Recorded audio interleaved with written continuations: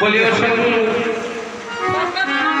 তুমি যমুনার ঘাটে বসে এই ফলগুলো দিয়ে কি করছো?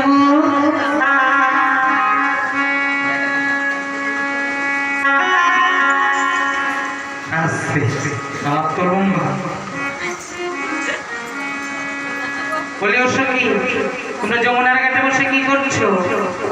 তুমি এখানে চোখে দেখতে পারো না কি? আমরা এখানে বসে মা মঙ্গলচণ্ডী পুজো করছি। ও তাই নাকি? বলিও সখী যমুনার ঘাটে বসে মা মঙ্গলচণ্ডীর পুজো দিলে কি হয় গো? মা ছোড়া দাও জানে না করছি খুকা।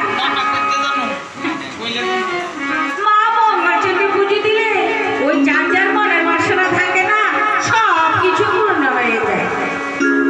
ও তাই নাকি সখী? ও তাই মাঝে সুন্দর গো।